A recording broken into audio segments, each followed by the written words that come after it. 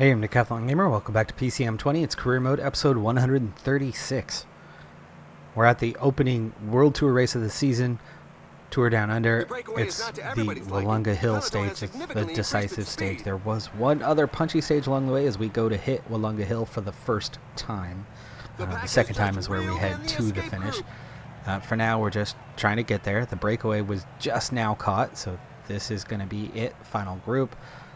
Nobody's too bad off. Now, scenario for the race itself, I don't care too much as to what happens. We actually quick simmed the first punchy stage. This is the second of two. And in that first one, well, things didn't quite go as expected. One of our worst riders has our best time right now. David Killen is sitting in 5th place. I don't know, Australian rider. Maybe the reason for that, why he's come into this one and worked hard and others kind of failed to do so. But our punchy guys, the ones who could win today, are well down on time. So in terms of GC, I'm going to give David Killen a free ride, but then we'll go for the victory with our punchers. Talipov recovering slightly. This is our first time seeing him in action. Also, quick note that I have changed my screen resolution with that recent hardware software changes. I'm actually able to have a better screen resolution than before. Not sure I'm a fan though, because it makes the font absolutely tiny as we head into the final 6 kilometers here. It's a little bit late. I should have already set this up, but let's get this going. So Vermark might be our best option today. Wykankis is on a -2. Yes.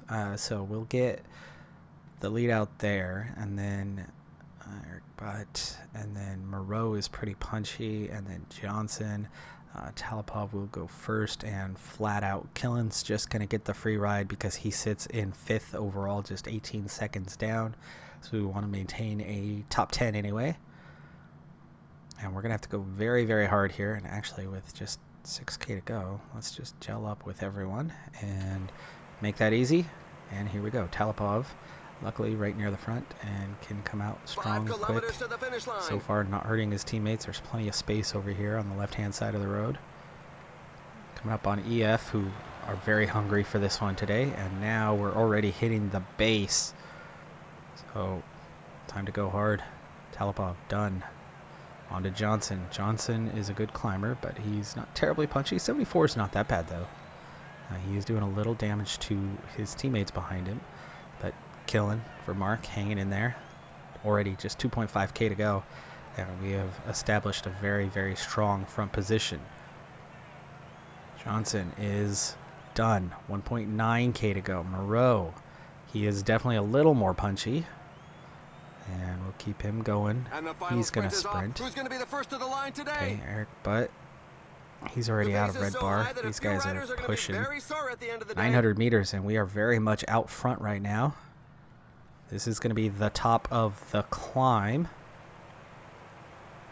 And then Vermark pushing for the finish. And is it going to be a 1-2-3 to open? Johnson, Moreau, and Vermark. What a start to the season. We do. A 1-2-3-4 finish with Wykankis as well. Mark Hershey coming on late. We were just too strong at the front. Head of the class. Killen. Last one to cross the line. 11th place. Oh, sorry. Talipov.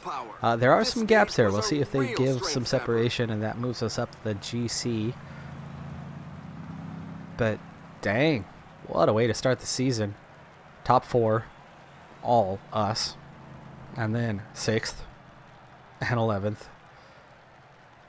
Only one rider even further back. And a little bit of a gap. Yeah, what a start to the year. So after completely dominating the stage, there was a time gap from 23rd on back. It was half a minute. Makes a little bit of a difference, but the time gaps were much bigger on the previous punchy stage, and it wasn't much of a punchy stage. Wollonga Hill is the queen stage, but it's, you're right there at the finish, so it makes a certain amount of sense that time gaps aren't huge, but the other one, time gaps shouldn't be huge either, but QuickSim does its thing. Well, anyway, Johnson hangs on for 5th place, doesn't even change his position. He was miles ahead of Arnsman. Well, no, not miles ahead because, he was in the top 22 as well. But I don't know how Countback Johnson didn't go ahead, but there's multiple stages being played. There's one more stage to go, actually, and it's not going to change the standings here. Killen, 6th, Johnson, 5th, and then that's it in the top of the standings. But we do crush it when it came to the stage itself. Our old friend Denny Ginn took 8th place, or is currently 8th place, right behind Mark Hershey. We're at the Cadell Evans Great American Road Race, and just final 30 kilometers to go here. It's a sprint race, so it's the first time to look at the new sprint team. Sprint team's not necessarily new. It's mostly the same guys, but there's a couple different pieces and a couple different roles amongst the team, as certain guys have leveled up, other guys have not, and so our positioning within the team is, well, a little different, and pace is really, really accelerated here. So it looks like there's a small group trying to go away off the front, but they are not escaping. In fact, at the moment, we've got just 25 in the peloton, and things are kind of splitting off. This might not be a terrible time to set ourselves up for the run into the end. Now, Killen and Johnson are both here as the Australian riders and domestiques for this race. And then after that, here's the team as it looks. So Guillaume is a 72-71 sprinter. He's our classics guy. He's our new classics guy. But with 72-71 sprint, he's an okay early lead out kind of guy. Not the greatest flat rating, so we won't see him too often in a sprint scenario. But to get a day in early in the season, this is a good opportunity for that. And he certainly isn't awful to have around. But then after that, the team as we know it, Reykjavik is the quickest now on paper. 79 sprint, 77 acceleration, good flat and resistance, so he'll hang in there and not lose energy quite as fast. Monotoglu on a +2 today is a good option, as he's a 79, 78 at least today. Resistance still isn't good. Monotoglu's issues still remain, though I think he did level up once, because I think he was 75, 76 or 76, 76 or 76, 77, something like that. So he is a little bit better than what he used to be. And of course, today, with the only positive race day condition of anyone, that's helpful. Gazzoli, still Gazzoli. No resistance, great acceleration, but mediocre sprint. Today, a +1 there, though, gives him a slight edge. He might be a good option to go very, very late. Alves Machado used to be our guy. I mean, he won the Portuguese national championship 2-3 years ago and looked like he was going to be amazing, and he has done nothing these last couple of years. He's still a 76-77, which I think is exactly what he was a couple of years ago, and still very low flat and resistance. So he's going to actually end up having to go pretty early today, as in he'll go next. I think Gazzoli is one of those wild cards that you could put at the end and see if he hangs on a little acceleration, a little burst in the last few hundred meters. You never know. With the team we have, with the numbers we have, that can actually work out. But our old leaders are lead-out guys now.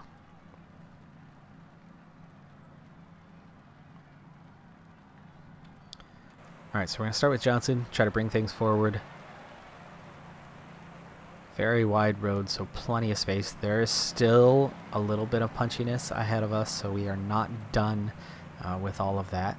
But as we get set up right now, never mind. For a moment there, the peloton was at just 22 riders. So with less than 20 kilometers to go, it's beginning to look as though it's going to end in a mass sprint. All right, still just kind of traveling along on the flat. 19K to go. Johnson is tired, but he's definitely not done yet. They'll get a little bit further up the road. I know we are a little ahead of the curve today on when and where to go. 17K now. Johnson nearly done. Let's get Killen ready. Killen's got to get us up over this climb to come. I was hoping Johnson could at least get us there. Only he's 15 only doing kilometers an 88. left. I mean, it's not like he's pushing hard here. All right, Killen. now takes over. And now we're going to hit that little climb. He's a 74 mountain, 70 hill, so he's not exactly a puncher of any sorts. The riders have upped the pace. And nobody's going to go away and take this thing right now. 13K to go. We got a lot of sprinters here. Not climbing terribly well. You can see the damage that's been done to them, so that's why I did not push too hard on that one. Let us drop back a little bit.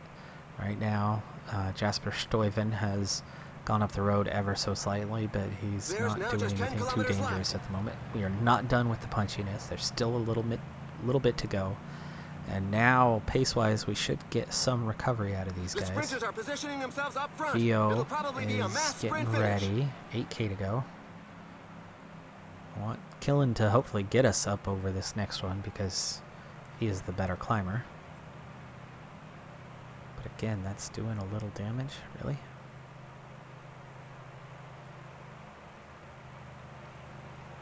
Alright, that's it for him, and Gio's only going to last a few moments. 6K. The finish line is getting close. On to Alves Machado. 5 kilometers road sign. Gio gave us 400 meters or so. Better than nothing. 3.6K. We are seeing some fatigue within our group, but also that's got to be fatigue in everybody else. Okay, here we go. 2K. Alves Machado. On to Amanatoglu, leading it out 1.7. Final 3 guys. 1.2. On to Rajkovic. Gazzoli, remember, last minute for him. Can we make it 2 from 2 to start the year? Here comes some really quick guys, but there is Rajkovic for the win. 2 for 2 to start the year. He beats out Mohoric. Gazzoli takes 3rd. Lockheed, Toynes, Mastroselli, Tunison. Wow. Amanatoglu grabs 10th. 2 for 2 to start the year. Wow, very, very nice. In this difficult race. We're at the Tour of Colombia. It's stage 4 of 6. The first 3 stages were all sprint stages. Not an important race, not a World Tour race, but it's a rising race in the world of cycling. And we're here, and we brought Rodriguez. His first go of the season, I believe, and just going to see what he can do. Unfortunately, he woke up this morning feeling a bit ill, so that's not a great start to the day. He ended up with a -1 race day condition, but if you look at his attributes, you might notice something. I believe he's still a 79 overall. However, Rodriguez has leveled up yet again. He's added +1 to his mountain. He's now an 83. He's added +1 or 2 to his time trial. He's now an 80. I think he was a 78, 76. Now he's or 78, 77, something like that. Now he's an 80, 78. Sprinting looks about the same, though I think he might have been a 70, 71 or 70, 72. So he might have picked up 1 point there. Resistance, was that a 77? Might have been a 77. Now a 78. Recovery looks the same, but Rodriguez just got a little bit better.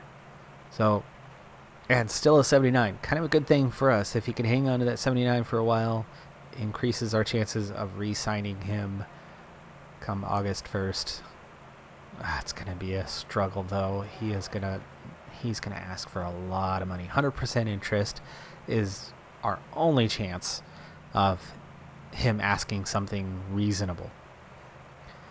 All right, well, anyway, we brought some other climbers here, so we are focused on the climb and trying to support Rodriguez and seeing what he can do in this thing. There's definitely other climbers around as well, though, so other teams have brought plenty of good climbers. Won't be easy to win this one. The finish is right up the mountain. It's up, up, up. Millar is here. Moreau is here. Those are our top guys in support. Talipov should be one of our top guys. He should be our 3rd best, but he's on a -2, while Moreau is a +1, so they kind of flip-flopped on who's 3rd best today. But there's your top 4 guys. We've brought Baranja for the first time, his first race that we've seen him in. And here's how he looks. He's a 71-71 with a 74 resistance, so pretty good as a support climber. Of course, second time we've seen Talipov, but it's 74-74 base on the mountain and resistance. 32K to go, and we need water. Let's do that. Speed things back up. Gio Not much of a climber. He's not terrible. 66 is not the worst you've seen, especially for a sprinter slash classics guy. Definitely not punchy as far as classics go. He's more your cobbled type classic and not punchy classics, but you know, we have those guys. All right, so we're coming up on it. 18K to go. I don't know if we can go 3 for 3 on this one, especially with Rodriguez on the minus. The Peloton has definitely accelerated. Not going to be easy to be dropped, so we'll see what we can do with him. Maybe he can get top 5. Maybe he can get a podium. Maybe better. We'll see. But the riders would seem to be okay. 13K to go. Now we have a real decision to make as we approach the end, and I think that decision is going to depend a little bit on what happens here. 6.3K, 7% average, There's now just 11. 10 kilometers left. Is this sprint train? Is this go Ineos style and push from the front, lead from the front? Or more recently, Jumbo Visma style to do the same? Though their strategy is throw the same 2 guys on the front and just do all the work themselves because nobody else is capable. You know what? Let's just see. It's an unimportant race. Might as well test the waters and see how capable we are as a team right now to go sprint train style, to go the dominant team style. Doesn't hurt. If it doesn't work, then we know that they're not quite there yet. If it does work, then we know that they're there. So why not, right? Why not? You can see there's actually a bit of fatigue here in the group before we even get going. All right, there's the first guys. I'm either Smith. Oh. Paranja for sure, because of the huge resistance distance gap between him and Smith. And only one very much non-climber here in Gio. So let's bring it to the front. We're right at the base. Now his pace should not do much damage to those behind him. So he's going to have to actually go pretty hard to get us out front. Just starting to make his way there. Okay, let's get Smith ready. 5K to go already.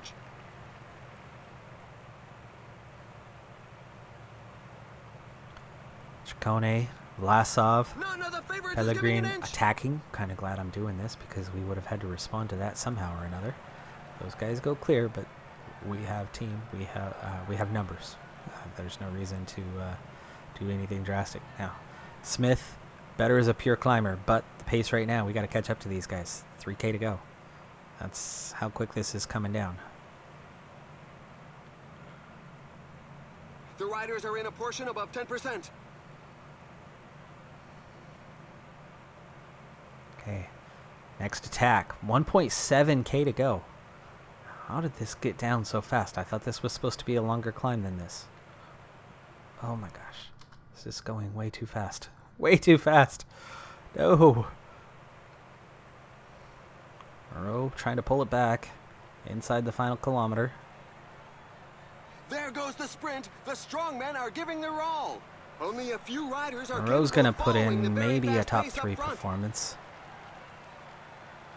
This climb was not as bad as I thought it was, and having some punch really would have helped, and Bernal has that punch, and that's why he took the win. Moreau grabs 3rd on the stage. Conti was 2nd. He was 20 seconds back when he crossed the line, so we'll see if there are actually any time gaps here, but large group here at the finish. Except Koos was up there in 9th, Trentadue was 8th. Millar and Rodriguez were 6th and 7th. There's your big gaps, no doubt about it, kind of gaps. Yermakov was only 16th. Gaps are absolutely given, and in a fairly good way. I mean, for the most part anyway. 3rd, so we'll get a 4-second bonus, so we'll be comfortably 3rd, but we do lose a little time to the front 2 guys. Kind of saw that one coming, but then behind Hamilton, another small gap, 18 seconds. Only 4 riders there, but we get 2 of those 4 riders. And then another gap at 26. So we're in a very strong position to see out a good finish GC-wise with 3 guys in the top 8. Stage 5, just a short, simple, punchy finish. We want to try to keep those same top 3 guys in at the end and then go for it. Not a very punchy team. We're definitely more of a climbing team, so I don't expect much for a result in this one. Now's a good time, though, to discuss something. So last episode, I brought up some plans, some ideas on what to do in terms of the Grand Tours this season. And of course, for anyone who skipped past that part or didn't see it, the discussion was on using Rodriguez in all 3 Grand Tours and going for GC, going for the Triple Crown. And then in the comments section, lots of variations were mentioned, were brought up, and there was a lot of good options that were brought up in that. So I added in a comment for those who hadn't seen it. Some have seen it, but I added in a comment that I would be posting a poll in a couple days. I wanted to wait a couple days for people to see the episode, because usually there's a lot of people who do not see it on day 1, who see it down the road a couple, 2-3 days later. So I wanted to have a little bit of time for that group to kind of catch up, see the episode, know the discussion before posting the poll. So the poll is going live the same time that this episode has posted. So that poll is now live. There is a link to that poll in the description of this episode if you have not seen it. Check out that poll. There's going to be a few varying options on what it is I should go for in terms of the GC, whether it's or for the Grand Tours, whether it's Rodriguez for all, whether it's Rodriguez for a couple and somebody else like a Millar for one of them, or whether it's punchy guys or sprint guys for one of them and then go for 2 of them. So a few varying options, choices. Check out that poll, participate, because that will determine how I go for this season, how I go for the outcomes this season. All right, Moreau is the punchiest guy, so we're going to get him to lead out. Millar is also up there in time, so we'll bring him along. And then we have really good, solid support today because the race day condition is so much better than what we've seen in the past. 16K to go. We've got 15 kilometers to the finish line. Guillaume, we're going to push out pretty strong here initially, but we will let up a little bit. I don't want to do too much damage to the team, but we have a downhill section coming. So position is important, and we now enter that downhill section. There are still 4 riders away, so this is not a foregone conclusion. 3 of them, yeah, that's foregone. They've been caught, but the other one still has a minute. Depending on what kind of energy he has left, he might just hang on to this thing, you know? 10 kilometers remaining. Guillaume pushing pretty hard on the downhill. Of course, we have the ideal position that we want right now, and 0 damage to any of the following riders. So Guillaume doing really well on that part. Get the next one ready. 8K to go overall. Guillaume able to go long and hard because of the downhill, but he is done, so we'll actually get him to tag onto the back. That helps protect. One of the important things about doing that is if you have a little bit of energy left, if you put your rider in line behind your guy, they're going to try to block off other riders from following your man, and that could have a huge impact as far as the stage goes. 4K to go, so we are coming up on it. Still 25 seconds to that lead rider, Stenik, and we're going to have to push flat out because it's only 3K. Now we're coming up on him. Going about an 98 here with Telepov. Smith, go ahead and try to get in that line again, disrupt anybody else getting in there. 1.3K, 99, rest of the way. Okay, start attacking. The sprint is on. The riders are setting And themselves start up. attacking Moreau, Rodriguez. Here comes Bernal, but we're going to hold him off this time and take the stage. That's why that push mattered. Bernal had too far to cover to get up through our order. and we win the stage. So we make it 3 from 4. Yermakov this time, much better, gets 3rd place. That's our 2 guys that we battled in the Giro. They were 1-2 by a country mile. Rodriguez, without any race day condition or objective bonuses, took 4th in that Giro, just coming up from behind. We've selected the following highlights for you. And with one climbing stage to go, there's a bit left to do in this one. Rodriguez, 3rd place now, 24 seconds down. Bernal, Conchi with that bonus in the previous stage. Moreau is 4th place, 1 second off Rodriguez's pace. Hamilton a further 4 seconds back. That was the bonus for 3rd, 4th last time, so bonus, no bonus. And then here's the only runners left in regular positions. Millar at 34, Vlasov, Trentadou, and then Yermakov moves up with his 3rd place finish. And that 4-second bonus brought him out of his group, which was 42 seconds down. Thinning out further and further, but a big climbing stage, so times can completely flip. You can, if Dina wins that next stage, he easily could win the overall, because I expect the time gaps to be spread out a lot further. Now, that doesn't mean there's going to be 42 seconds between 1st and 2nd place, but gaps will be larger, significantly larger, so things could still go all over the place. But we have 3 guys in contention heading into that stage, and of course the obvious choice, Pavel Rodriguez, looking pretty good, but his 2 best support climbers are right there, both in contention. And if Rodriguez has a -4 for some reason, it could be a bad day for him. Of course, a -4 with 83 mountain, 78 resistance still isn't going to look that bad. And the gap between him and, like, say, Moreau, who's a 73 mountain, 72 resistance, Rodriguez, even on a -5, will still be better than Moreau tomorrow. That being said, we're going to save that stage for next time. That does it for this episode. I'm Decathlon Gamer. Be sure to hit that like button. Be sure to join in that poll, and I'll see you next time. Have a good one. Be safe out there, and bye for now.